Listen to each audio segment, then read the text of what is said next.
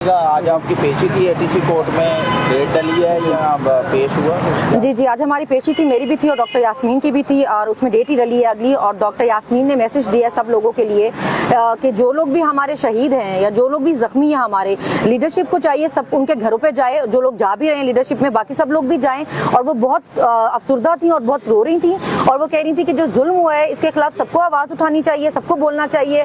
और आप लोग जो हैं, जो हमारे जो लोग जिनको ये नहीं दे रहे हैं, जिनकी बॉडीज, आप लोग उनके लिए स्पेशली आवाज़ उठाएं कि अपने प्यारों को जो लोग ढूंढ रहे हैं उनको उनके प्यारों की एटलीस्ट बॉडीज तो देना। आप लोगों ने जो जुल्म किया है, अब उनको कम से कम अपना गुनाह छुपाने के लिए उनकी बॉडीज नहीं छुपाएं।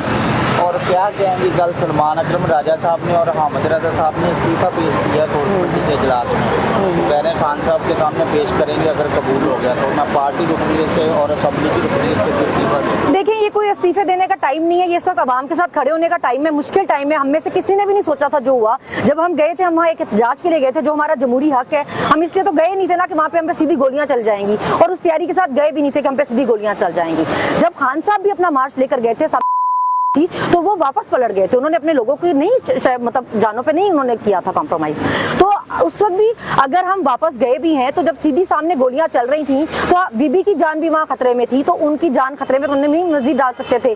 तो वापस इसीलिए हुए, इतने लोग शहीद हो गए हमारे, इतने हमारे लिए दुख की घड़ी है। ये बात करने वाली है ही नहीं फिलहाल के कौन इस्तीफा दे रहा, कौन नहीं, कौन आया था, कौन नहीं, ये सब बाद में होने वाली बातें हैं और ये खान साहब देख लेंगे। अभी हमें सिर्फ ये देखना है कि जो हमारे लोग हैं उन बेचारों की आप देखें कि उनके घर वाले उनको ढूंढ रहे हैं, आप लोग उनके लिए आवाज उठाएं। और क्या कहेंगी, अलीमीन गंडापुर साहब और बुशरा बीबी के इख्तिलाफात की खबर रात को आई है, जो उनके दरमियान इख्तिलाफ है? नहीं, ऐसे किसी इख्तिलाफ का मुझे कोई नहीं पता, ऐसा कोई इख्तिलाफ है नहीं है। देखिए, बीबी को अपने साथ अपनी जिम्मेदारी पे लेकर गए हुए थे, खान को जवाब दे हम, उनकी बेगम है, उनकी हिफाजत जिम्मेदारी थी उनकी। और वैसे भी उनके लिए उनकी इज्जत का सवाल है कि आप किसी औरत को साथ लेके जाएं, उसको हिफाजत से वापस ना लेके आ सकें, तो ऐसा कोई नहीं है।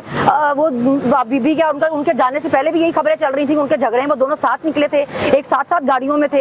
ऐसी कोई इत्तला नहीं है, ये सिर्फ इस वक्त पार्टी को मजीद कमजोर करने के लिए, लोगों की हौसले तोड़ने के लिए इस तरह की बातें हो रही हैं, ऐसा कुछ भी नहीं है। हमारा फोकस इस वक्त सिर्फ और सिर्फ हमारे शहीदों पे है, हमारे जख्मियों पे है, हमारे लापता लोगों पे है, इसके अलावा हमारा फोकस और किसी चीज पे नहीं है। फैसल वाउडा का कहना है कि अगर पार्टी को बचाना है, मुल्क को बचाना है और कारकुनान को बचाना है, तो बुशरा बीबी से इमरान खान को अलग होना पड़ेगा, तो बुशरा बीबी डुबो के रख देंगे।